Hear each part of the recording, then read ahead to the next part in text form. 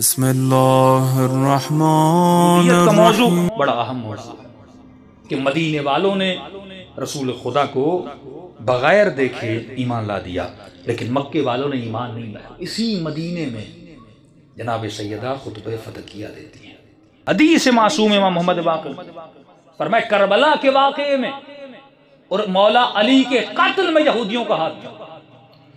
آج تک ہم نے یہ جملہ تو سنا کہ مولا فرماتے ہیں فزتو برب الکعبہ، کعبے کے رب کی قسم علی کامیاب ہوئے۔ دوسرا جملہ کسی نے نہیں سنا۔ امام نے کہا فزتو برب کعبے کے رب کی قسم علی کامیاب، اور اس کا بعد کا جملہ تھا اس یہودی کے بیٹے کو جا کر پکڑو۔ عرب اپنا تعارف والد سے کرواتے تھے، یہودی اپنا تعارف ماں سے کرواتے تھے۔ لفظ شمر جو ہے یہ عربک ورڈ نہیں، شمر عبری زبان کا لفظ ہے۔ شمر کا مطلب ہے قصہ گو، قصہ بیان کرنے والا۔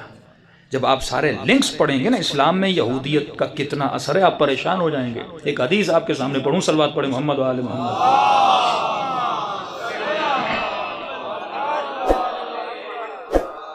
یہودی بہت عرصہ پہلے مدینے میں آئے، ان کے تقریباً 12 قبیلے تھے۔ جب ان پہ حملہ ہوا، یعنی حضرت عیسیٰ کے جانے کے 70 سال بعد ان کی عبادت خواہ کو جناب سلیمان کا جو معبد تھا اس کو سارا تہس نہس کر دیا گیا، تو تباہ کر دیا گیا تھا۔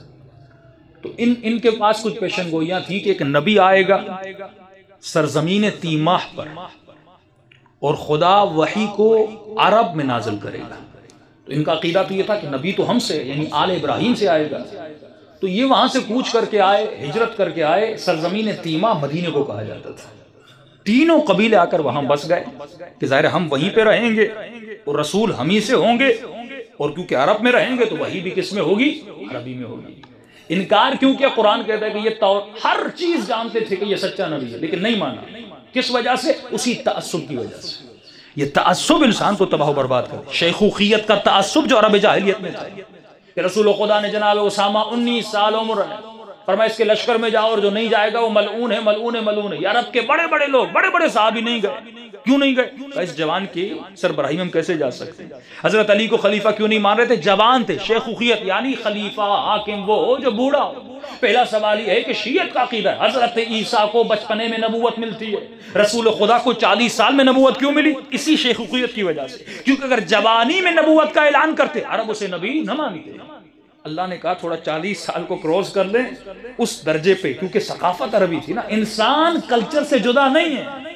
آپ نہیں کہہ سکتے کہ عرب کلچر سے جدا نہیں تھا۔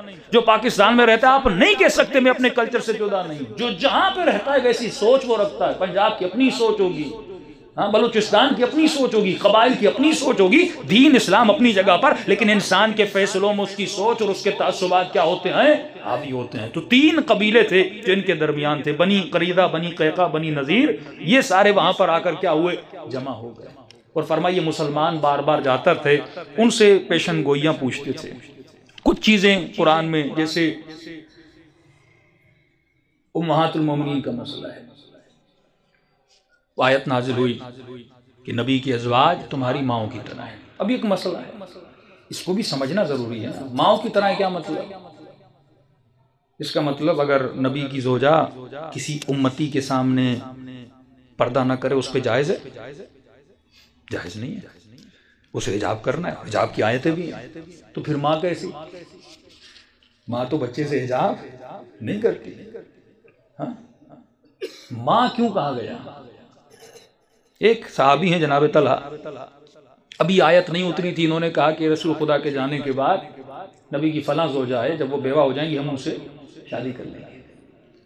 یہ بات رسول خدا تک پہنچی، رسول خدا بہت غمگین ہوئے۔ فوراً جبرائیل نے آیت نازل کی کہ اے مسلمانوں، نبی کی ازواج تمہاری ماؤں کی طرح ہیں۔ صرف اس مسئلے میں، یعنی اگر کسی کو طلاق رسول خدا سے لینی ہے زندگی میں لے لے اور شادی کرنی جا کر کر لے، لیکن اگر نبی کے نکاح میں رہیں اور رسول کا انتقال ہو گیا اس کے بعد کسی سے بھی شادی کرنا حرام ہے، جس طرح ماں سے شادی کرنا حرام۔ ایک مسئلے میں، یعنی شادی کے مسئلے میں تمہاری ماؤں کی طرح ہے، تم شادی نہیں کر سکتے۔ اب یہ ایک مسئلہ ہے نا قرآن کا، ایک آیت اتری ہے بھائی اگر کسی پر حکم ماں آتا ہے تو ہمیں دیکھنا ہے کن کن احکام میں وہ ماں ہے۔ ماں سے انسان حجاب نہیں کرتا، لیکن نبی کی زوجہ پر حجاب واجب ہے باہر نکلنا، ایک مسئلے میں مسئلہ نکاح میں ان سے کرنا۔ ایسی بہت سارے ایسے مسائل ہیں جن کو انسان کو سمجھنا بہت ضروری ہے۔ صلوات پڑھے محمد و آل محمد۔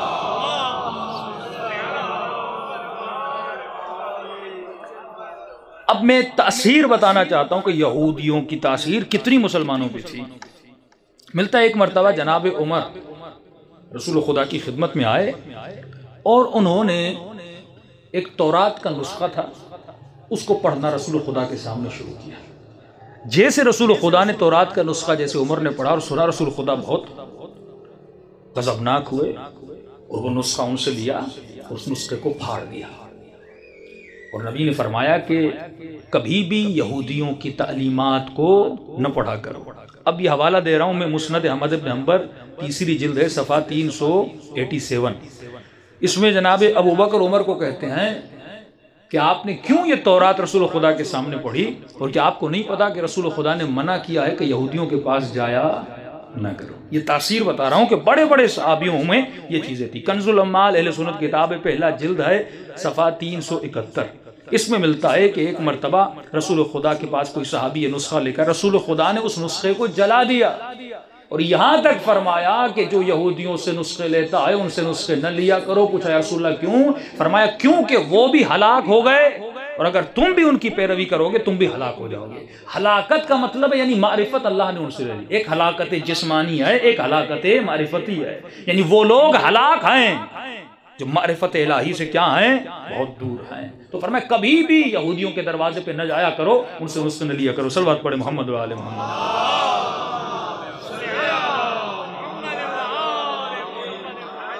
اور آپ کو تعجب ہوگا، سب سے زیادہ حدیثیں جو اہل سنت کی کتابوں میں، یہ بھی ایک بڑا بگ کوشچن ہے، وہ ان لوگوں سے ہے جو یہودی تھے اور بعد میں کیا بنے؟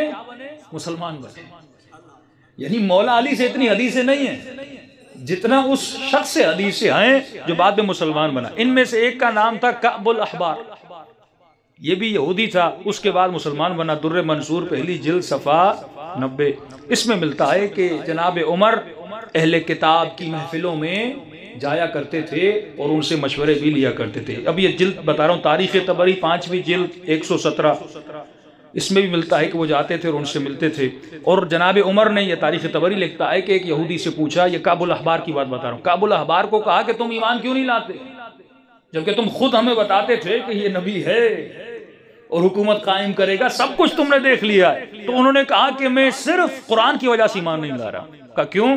کہ پہلی بات ایک تو قرآن میں آیت آئی ہے، ہماری توہین کی گئی ہے کہ یہودی گدھوں کی طرح ہیں، تورات تو اٹھاتے ہیں لیکن عمل نہیں کرتے۔ دوسری وجہ یہ ہے کہ تو اس قرآن کو لانے والے جناب جبرائیل ہیں۔ یہ دوسرے جناب جبرائیل کو ہم نہیں مانیں گے۔ کیوں نہیں مانیں گے؟ کہ یہ جبرائیل جتنی بھی آیتیں لاتا ہے ساری جہاد کی آیتیں لاتا ہے، مارنے والی آیتیں لاتا ہے۔ تو پھر قرآن کی آیت نازل ہوئی کہ من کان عدوا، جو جبرائیل کا دشمن ہے وہ اللہ کا دشمن ہے۔ یہ جبرائیل جو بھی لاتا ہے باذن اللہ لاتا ہے، اور یہی جبرائیل ہے جو پچھلے انبیاء کی تصدیق کر رہا ہے۔ اسی نے عیسیٰ کی تصدیق کی، اسی نے موسیٰ کی تصدیق کی، تو لہذا تم جبرائیل کے دشمن نہ بنو۔ یہی کعب الاحبار اور یروشلم جاتا ہے، فلسطین جاتا ہے، اور ملتا ہے تاریخ میں اختلاف ہے، کوئی کہتے ہیں 10 سال، کوئی کہتے ہیں 1 سال کے بعد یہ پھر واپس آتا ہے۔ واپس آنے کے بعد یہ مسلمان بنتا ہے، اور مسلمان بننے کے بعد خلیفہ دوم کا سب سے بڑا مشیر بھی یہ بن جاتا ہے۔ جب فلسطین پہ جناب عمر نے حملہ کیا، یہی شخص جناب عمر کے ساتھ ہے، اور اسی نے مسجد الاقصی کو فلسطین میں تعمیر کروایا اور کہا یہ مقدس جگہ ہے۔ اور یہ بھی بڑا عجیب مسئلہ ہے، لقب فاروق جناب عمر کو ملا، لقب صدیق خلیفہ کو ملا۔ اب یہ خود اہل سنت کی کتاب لکھتے ہیں، طبقات کبریٰ ابن شہاب کے 3 جلد صفحہ 270، تاریخ مدینہ دمشق جلد نمبر 44 صفحہ نمبر 51، تاریخ طبری جلد 2 صفحہ 267، اسد الغابہ فی معرفت الصحابہ، یہ بھی ان کی کتاب ہے، جلد 4 صفحہ 57۔ اس میں کہتے ہیں کہ سب سے پہلے جس نے جناب عمر کو لقب فاروق دیا وہ اہل کتاب تھے۔ سب سے پہلے جنہوں نے ان کو لقب دیا وہ کون تھے؟ اہل کتاب تھے، یہودی تھے جو انہوں نے ان کو لقب، خود لکھتے ہیں کہ انہوں نے ان کو لقب دیا۔ اور دوسرا کہتے ہیں کہ جو صدیق کا لقب ہے وہ بھی کنہوں نے دیا؟ اہل کتاب نے دیا. حالانکہ یہ دونوں لقب قرآن کی آیت کہتی ہے دونوں لقب جناب ہارون کے لقب ہیں کہ قرآن کہتا ہے وہ یصدقنی، اس کے پاس ایک صفت صدق ہے. جناب ہارون حضرت موسیٰ کے جانشین وہ صدیق ہیں. دوسری ان کی صفت تھی اللہ نے ان کو فرقان عطا کیا. اور رسول خدا نے فرمایا یا علی انت منی بمنزلت ہارون بن موسیٰ. اثر بتا رہا ہوں آپ کو، یہ حدیث بڑی عجیب ہے، یہ نہیں سناتے اپنے لوگوں کو. اور نقل کرنے والے دو بڑے امام، امام مالک اور امام شافعی. اہل سنت کے بہت دو چاری فرقے ہیں، ان میں سے دو بڑے امام ہیں. یہ نقل کرتے ہیں حدثنی ان مالک ان یحییٰ ابن سعد ان عمرہ بنت عبد الرحمن. یہ موطأ مالک میں بھی ہے جلد 2 صفحہ نمبر 943. کتاب ام شافعی میں بھی ہے جلد 7 اور صفحہ 241 میں. ان ابا بکر دخل علی عائشہ، جناب ابا بکر عائشہ پہ داخل ہوئے. وہی تشتکی، اور وہ شکایت کر رہی تھی، ان کی طبیعت خراب تھی، جو بھی تھا جناب عائشہ شکایت کر رہی تھی اپنی طبیعت سے، طبیعت ان کی ناساز تھی. وہ یہودی ترقیہا، اور ایک یہودی خاتون ان کے اوپر کچھ پڑھائی کر رہی تھی، وہ شکایت کری پڑھائی. فقال ابا بکر، ابا بکر نے کہا ارقیہا بکتاب اللہ، اگر اس کی طبیعت خراب ہے تو تم کتاب اللہ سے پڑھو. اب اکثر لوگ سمجھتے کتاب اللہ سے مراد قرآن ہے.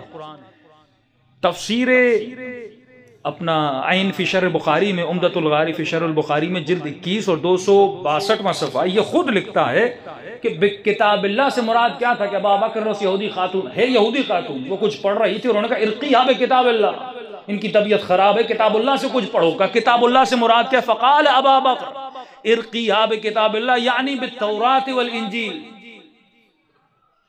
ان کی طبیعت ناساز ہے، آپ کس سے ان کے لیے ورد پڑھیں؟ تورات سے اور انجیل سے. اچھا یہ بات آئی امام شافعی، ان کا ایک باب ہے جواز اجازت دعا لینے کی یہودیوں سے. ان سے پوچھا گیا کہ کیا ہم یہودیوں سے دعا لے سکتے ہیں، کوئی ورد لے سکتے ہیں، کوئی ذکر لے سکتے ہیں؟ وہ اس جواز میں کہ ہاں تم لے سکتے ہو، یہ حدیث نقل کرتے ہیں کہ جناب ابا بکر نے اس کو کہا تھا اور جناب عائشہ دیکھ رہی تھی، انہوں نے پڑھی. یہ اثر تھا، یعنی ان کے یہاں جائز ہے، اہل سنت کے یہاں جائز ہے کہ آپ کسی یہودی سے دعا لیں اور آپ کا مریض ہو اس پہ پڑھے اور اسے شفا مل جائے. اور رسول خدا کیا فرماتے ہیں؟ وہ ہلاک ہو گیا جو یہودیوں کے پاس گیا. اتنا اثر تھا عالم اسلام میں یہودیوں کا، ان کے پاس جاتے تھے، ان سے مشورے لیتے تھے. اس سے بڑی عجیب بات کتاب کنز الاموال جلد 10واں اور صفحہ نمبر 223، سنن داؤد جلد 2 صفحہ 180. کچھ ایسے یہودی جو بعد میں مسلمان بنے اور انہوں نے کتنی احادیث نقل کی. دیکھیے حدیث، منع حدیث تھا خلافت کے دور میں، حدیث کو منع کر دیا.